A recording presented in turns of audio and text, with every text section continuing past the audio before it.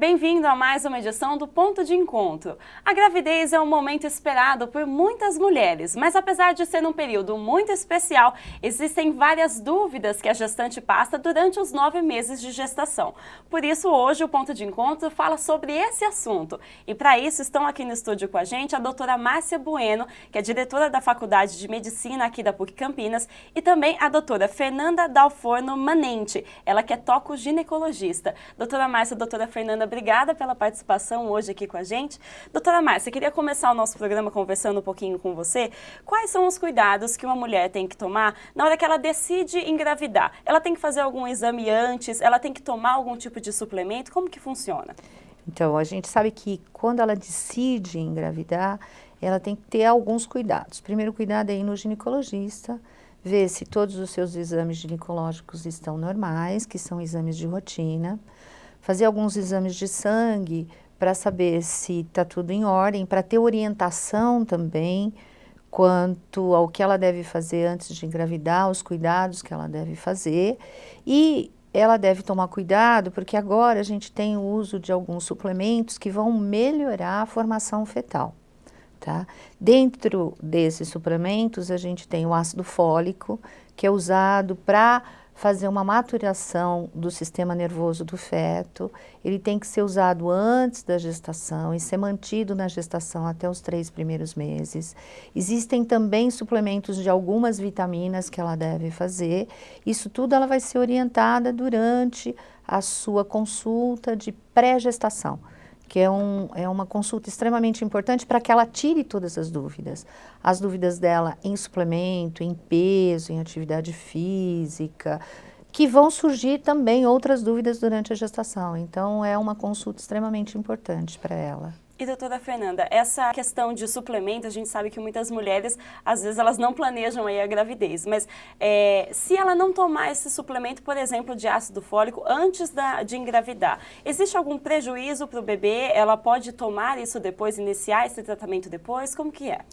O ideal é que ela comece antes, mas caso aconteça uma gestação inesperada, não planejada, assim que ela souber da gravidez, ela já começa, já vai ao ginecologista e já inicia o uso do ácido fólico. Nós sabemos que o não uso do ácido fólico, ele é pior quando a gestante já tem algumas doenças de base, quando ela tem uma obesidade já instalada, quando ela é diabética, quando ela tem algum passado obstétrico ruim, como, por exemplo, uma malformação fetal no passado. Isso prejudica ainda mais uma próxima gestação dela, caso ela não use o ácido fólico naquele momento. Mas as gestantes que têm uma vida saudável, que não tem nenhum fator de risco antes, o não uso do ácido fólico antes, caso ela tenha uma gestação inesperada, não é tão prejudicial. Mas o ideal é que ela faça essa consulta antes para poder planejar direitinho. Legal. E doutora Márcia, a gente sabe que durante a gestação aí muitas mulheres tentam mudar os hábitos alimentares justamente para beneficiar o bebê. Mas de que forma que isso deve ser feito? Existe uma fórmula mágica de quantos quilos a mulher pode engordar ou isso varia de gestante para gestante?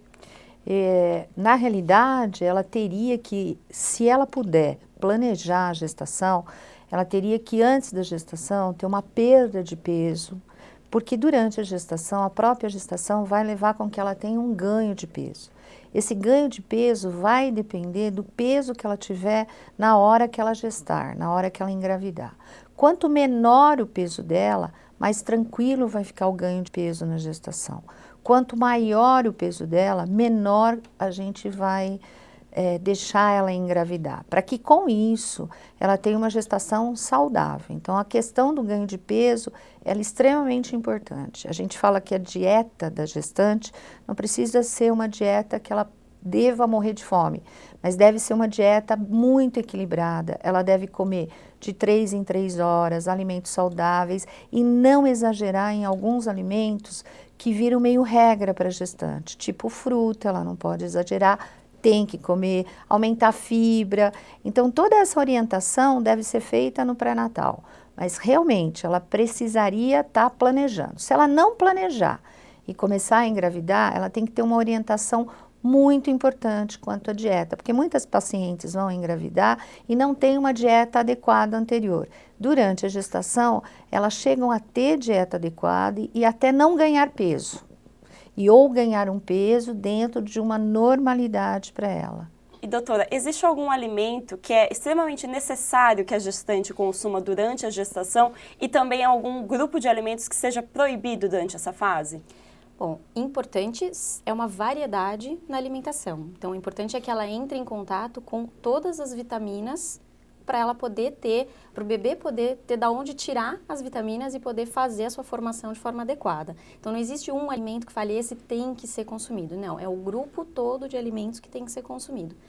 Proibição, o que a gente fala que é proibido completamente é o álcool, né? Agora, os alimentos, tem gente que fala, não pode tomar o café, não pode comer nada que contenha canela. Isso tudo, na verdade, tem prejuízo para o bebê caso seja ingerido em grandes quantidades, né?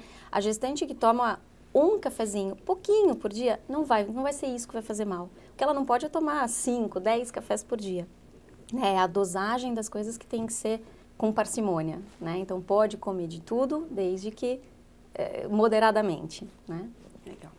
E doutora, a doutora Fernanda já falou aí pra gente da questão do álcool, mas o que pode acontecer para o bebê e para a mãe se durante a gestação ou no início da gestação, quando a mulher ainda não sabe que ela está grávida, se ela ingerir alguma quantidade de álcool? Na realidade, a quantidade de álcool que ela vai ingerir para alterar o nenê é uma quantidade alta de álcool, tá? Então, uma paciente que acaba bebendo uma vez por semana, numa balada, ou num happy hour, isso é ruim para o nenê. Eventualmente, se ela for numa festa e tomar um golinho de alguma coisa, isso não vai alterar o nenê, tá? Então, as quantidades é que são ruins, porque esse álcool tem alterações no metabolismo da paciente e passa pela placenta e tem alterações para o nenê também. Uma mulher que beba muito, ela vai ter um nenê que tenha alterações de crescimento, alterações do sistema nervoso central e algumas alterações muito importantes para esse feto. Então, a bebida é uma coisa que a gente fala que não pode usar na gestação, mas eventualmente ter bebido alguma coisa, ou ter saído numa festa, ter tomado goles de cerveja, vinho, alguma outra bebida, e não soubesse que está grávida, não é isso que vai alterar o nenê. O que altera o nenê é uma quantidade constante de álcool ou uma quantidade muito grande de álcool.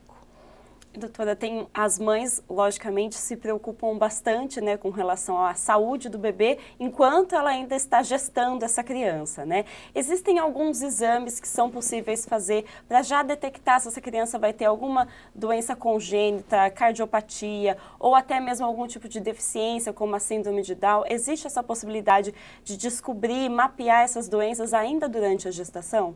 Sim, logo no início do pré-natal, são feitos alguns exames de sangue, que detectam algumas doenças que podem gerar alguma malformação no bebê, principalmente a toxoplasmose, a rubéola, que pode inclusive aumentar a chance dela ter um aborto. Então, esses exames são uma triagem, vamos dizer assim. Fora os exames de sangue, é feito também o ultrassom. Então, é importantíssimo um primeiro ultrassom, que é realizado aproximadamente entre 11 e 14 semanas, que é um ultrassom que é feito uma medida na região da nuca do bebê, e essa região tem um número limite, um tamanho limite, né, em que a gente considera que o bebê não tem tanto risco de ter algum problema. Caso esse número ultrapasse um certo limite, aí a gente considera que aquele bebê é um bebê de risco para que tenha alguma doença, principalmente as síndromes genéticas, a síndrome de Down, principal delas. Depois disso, lá para 20, 24 semanas, que é quando a gestante está entre 5 e 6 meses, é feito um ultrassom morfológico. E nesse ultrassom morfológico é que é visto o bebê da cabeça aos pés, né? Então, por dentro e por fora. Se tem alguma malformação, se tem os 5 dedinhos da mão, 5 dedinhos do pé.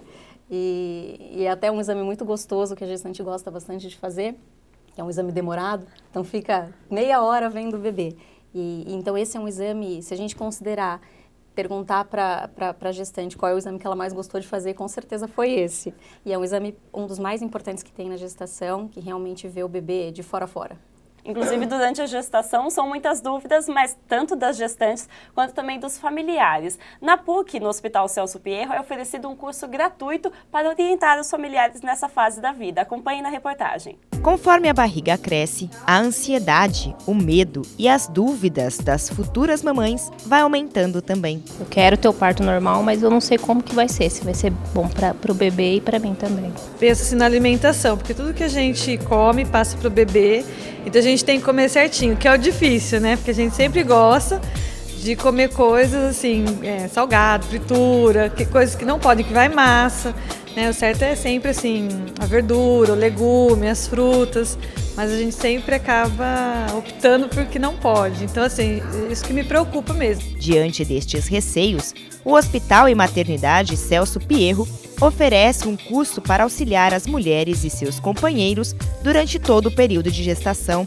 O programa, que é aberto à comunidade, aborda conhecimentos sobre maternidade. A gente apresenta aleitamento materno, cuidados com o bebê e cuidados com a gestante também. A parte nutricional, a parte postural da gestante, a questão do parto e pós-parto, a parte da anestesia também, que muita gestante tem muitas dúvidas sobre isso. Andresa vai ser mãe de primeira viagem do Arthur. O desejo de entender e fazer tudo certo na gravidez fez com que ela buscasse orientação. São muitos comentários, como é o primeiro bebê, então a gente fica bem ansiosa. E aí me levou a procurar para saber se tudo isso que eu ouvi era verdade mesmo. Os profissionais ajudaram bastante, não tenho mais nenhuma dúvida e agora é só esperar o bebê nascer, tá super tranquilo. O Bernardo já é muito aguardado pelo casal Felipe e Amanda.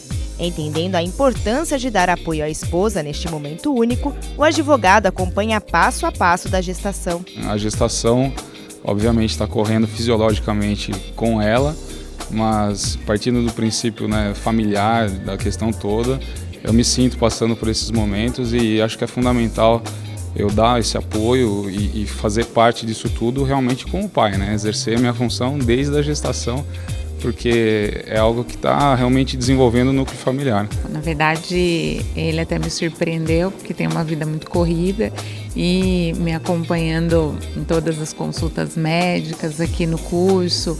Isso dá uma segurança muito boa, é muito gostoso, conforta muito, até porque quando chegar lá em casa vai ser só nós dois, né? O curso para gestantes do Hospital Celso Pierro acontece em 2 períodos durante o ano. E neste momento tão especial, as palestras ministradas por profissionais de diversas áreas da saúde orientam aquelas que um dia terão muito o que ensinar. E o medo do desconhecido, às vezes você transforma um anãozinho num gigante, por desconhecimento, por medo, por ansiedade, né?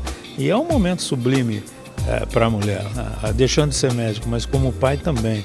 Eu sou um defensor do pai junto, é um momento do casal. Eu acho que você explica e tira certas coisas que são distorcidas, e mostrando que ela pode ter um neném normal, sem sofrer, sem nada disso.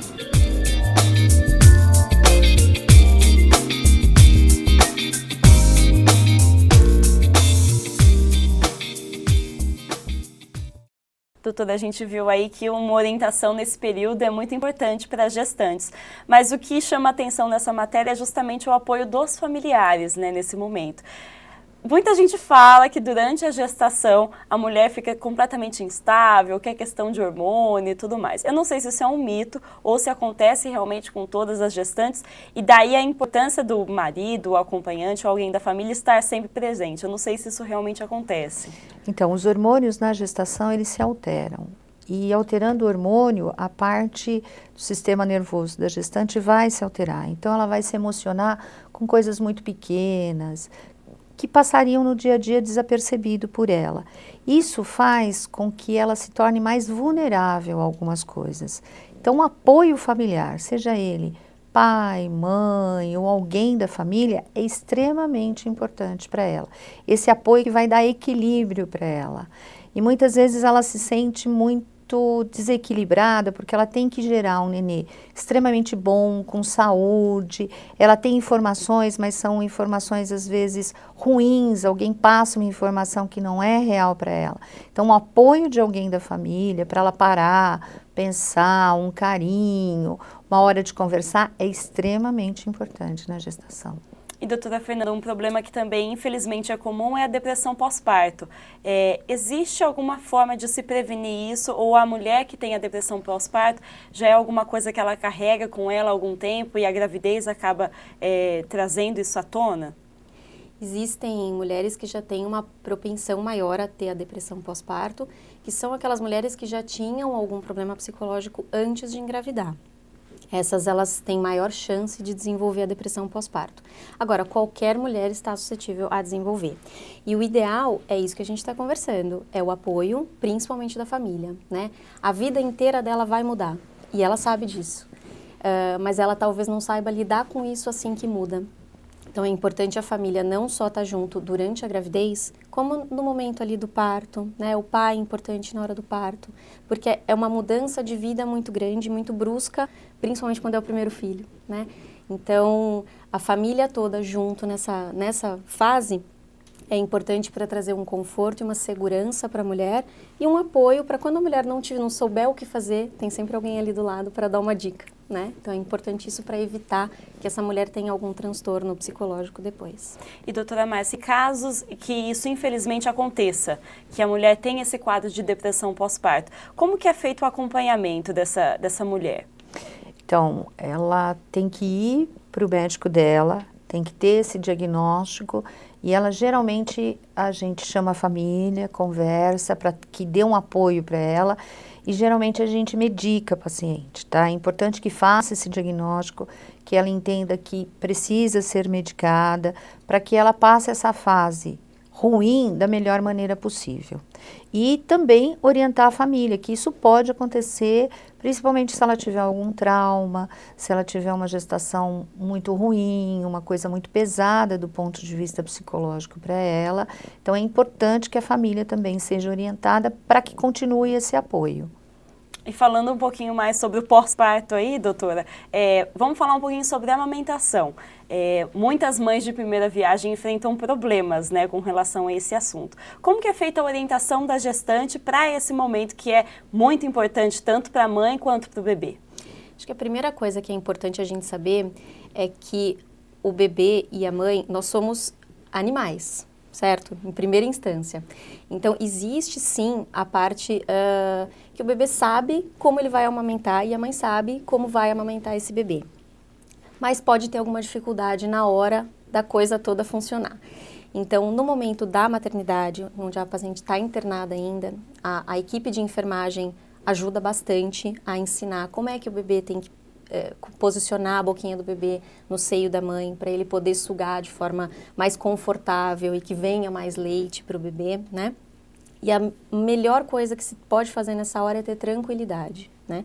Você vai saber amamentar o seu filho, mas você precisa estar calma, estar tranquila, para conseguir fazer com que esse momento flua da melhor forma possível. E caso tenha alguma dificuldade, ou caso tenha alguma alteração na mama que não esteja muito bom ali para amamentar, a enfermeira e nós estamos ali para orientar da melhor forma.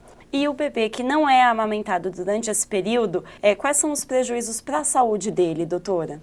O bebê ele pode ter maior chance de ter doenças mesmo, gripe, resfriado, bronquite. A gente sabe que a incidência de doenças pulmonares em nenês que não foram amamentados exclusivamente no peito é maior. Mas é aquilo que a doutora Márcia está falando. Às vezes não é possível a mãe conseguir amamentar exclusivamente até os 6 meses. Então o ideal é que seja realmente o máximo de tempo que ela conseguir. E durante a gestação também existem dúvidas sobre os exercícios que as grávidas podem ou não fazer. Confira na reportagem de Vinícius Purgato. A gravidez, momento tão desejado pela maioria das mulheres, se tornou alvo de questionamentos no início deste ano. A modelo americana Sarah Stage, na época grávida de 8 meses, causou polêmica ao divulgar fotos da barriga sarada. Além dela, outras mamães fitness resolveram mostrar a boa forma durante a gestação. Mostramos essas fotos para futuras mães que praticam exercícios aquáticos em uma academia de Campinas. Perguntadas se fariam alguma coisa para deixar a barriga tanquinho, elas foram incisivas. Não, nunca. Porque eu acho também o que é mais lindo numa grávida é a barriga, né? Então, assim, de admirar, era meu sonho, né? Eu fiz tratamento há mais de 10 anos para poder engravidar e aí eu consegui ficar grávida de gêmeos. Então, para mim, o mais bonito é a minha barriga tá crescendo. Acho que é uma fase que a gente tem que aproveitar mesmo, não deixar de fazer atividade física, mas maneirar um pouquinho, porque a gente sabe que o excesso pode prejudicar o bebê. Então, deixar para fazer atividade mais pesada depois que o neném nascer. Ainda que não concordem com o excesso, elas adotaram práticas saudáveis ao iniciarem aulas de hidroginástica específicas para gestantes. Os exercícios físicos já fazem parte da rotina desse grupo de grávidas. 2 vezes por semana elas se reúnem aqui na piscina para uma espécie de terapia, onde aproveitam para conversar e descontrair. A estética para elas fica para segundo plano. O importante mesmo é a saúde dos bebês.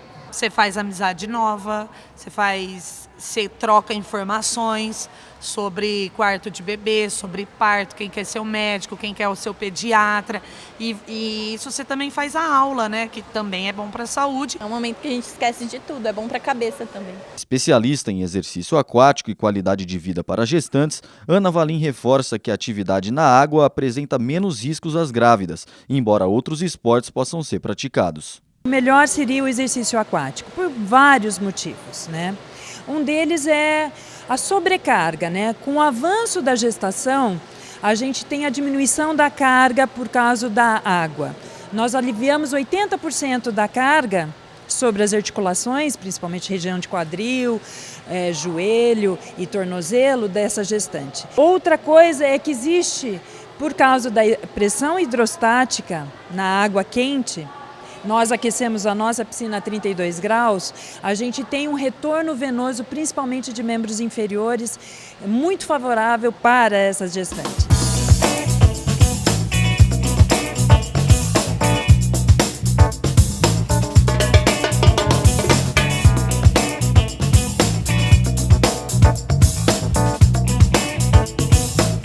Doutora Márcia, a gente viu aí a barriga super sarada da modelo americana. É possível ter e é saudável ter esse tipo de barriga durante a gestação? Na realidade, eu acho que essa modelo já tinha essa barriga muito antes. Por quê? Porque durante a gestação é muito difícil você manter esse tipo de coisa. Até porque você não deixa fazer alguns exercícios abdominais, até porque eles forçam o útero e a paciente pode ter um trabalho de parto prematuro, uma contração mediante a isso. Então, essa modelo já devia ter um corpo muito sarado para depois engravidar. Até porque a gravidez faz com que a musculatura ela fique frouxa, para facilitar a crescida do abdômen. Durante a gestação é muito importante fazer exercício físico, mas ele deve ser moderado. Não para ficar com o corpo sarado, mas com um corpo sadio. Então, os exercícios têm que ser bem orientados, não pode ter carga, não pode passar de um limite de gestante, um limite cardiovascular, principalmente. Então, exercício físico é importante. Agora, ter um corpo sarado na gestação é extremamente difícil, porque a gestação vai mudar. O bonito da grávida é ter um corpo sadio, mas um corpo de grávida. E quais são os exercícios que a grávida pode fazer e até que momento da gestação que ela pode se exercitar, doutora? Se a grávida tiver uma gestação normal, se não tiver nenhuma contraindicação, se não estiver enfrentando nenhum problema de saúde, se ela já fazia algum exercício antes, ela pode manter o que ela fazia, salvo as grandes atletas, né? A gente viu na reportagem, mas o ideal é que não tenha um exercício extenuante durante a gestação, mesmo porque o exercício aumenta a temperatura corporal. E a gente sabe que a temperatura corporal alta pode afetar a saúde do bebê. Então, exercícios que são feitos por muitas horas, todos os dias, pode ser prejudicial sim. Mas a gestante que já vinha de uma atividade física regular, uma caminhada, uma hidroginástica, um pilates, até a academia, ela pode continuar fazendo, moderadamente. Até na reportagem, a professora de hidroginástica comentou, o exercício na água é muito confortável para a gestante. Eu posso dizer como ginecologista e como gestante que já fui. A água é realmente um ambiente que deixa a gestante mais confortável, porque diminui toda a pressão nas articulações e o peso do abdômen. Então é muito confortável e muito saudável. O Pilates também é outro exercício muito importante. Ele ajuda não só a você ter um preparo da musculatura perineal, até para quem quer ter um parto normal, fundamental, e para também ajudar no alívio da dor nas costas. Por conta do aumento do abdômen, as costas da gestante vão ficando mais arqueadas e tem muita dor. Então o Pilates ajuda a aliviar um pouquinho essa dor. E doutora Márcia, agora falando um pouquinho mais sobre o parto, que é uma dúvida muito grande, um momento de muito medo, apreensão aí das gestantes. De que forma que a grávida, ela consegue determinar o tipo de parto que ela vai ter? Na realidade, a grávida, ela tem que ter um conhecimento global de tudo. Eu acho assim, o corpo dela, ela vai se preparar para um parto vaginal, tá? Para um parto normal. A cesárea é um complemento desse parto se houver alguma necessidade, tá? Então, acho que a gestante, ela tem que se preparar para tudo, inclusive para um parto normal, porque chegando na hora do parto é que você vai conseguir fazer um diagnóstico disso. Para se preparar para isso, ela tem que ter conhecimento, tem que fazer o pré-natal regularmente, tem que ter a sua atividade física, tem que ser a sua alimentação correta, tem que participar, sim, de grupos em que ela possa tirar as suas dúvidas, que essas dúvidas vão ajudar muito a ela na hora do parto, mas saber que o corpo humano, ele se prepara, na realidade, para um parto vaginal. E existe a cesárea como um bom tipo de parto também, de baixo risco, mas ela tem que se preparar mais para a questão de um parto saudável. E com relação à recuperação pós-parto, doutora, muita gente fala que o parto normal é melhor justamente porque a mulher sai do hospital mais cedo, ela perde peso mais cedo, enfim, a recuperação dela é muito mais rápida. Isso realmente é verdade ou é um mito? É verdade. A recuperação num parto normal, bem assistido, é muito mais rápida do que uma cesárea. Com relação à saída do hospital, isso nem sempre ocorre porque o bebê precisa ficar 48 horas internado no hospital, então elas acabam saindo num mesmo momento. Mas a gestante que teve o parto normal, ela consegue cuidar do bebê com muito mais conforto do que uma gestante que teve a cesárea, porque ela está num pós-operatório. A cesárea é uma cirurgia, né? Então tem um corte, tem um desconforto, tem dor. E para essa gestante puérpera, né, que já teve o bebê, para essa mulher que já teve o bebê, cuidar de uma criança e cuidar de si mesma de um pós-operatório é cuidar duas vezes, né? Então, quem teve um parto normal, com certeza tem uma recuperação bem mais rápida e mais tranquila, né? Doutora Fernanda, doutora Márcia, obrigada pela participação hoje aqui com a gente. E o Ponto de Encontro fica por aqui. Esse programa e outras edições da TV PUC você acompanha no site que aparece na sua tela. Obrigada pela companhia e até o próximo programa. Tchau, tchau!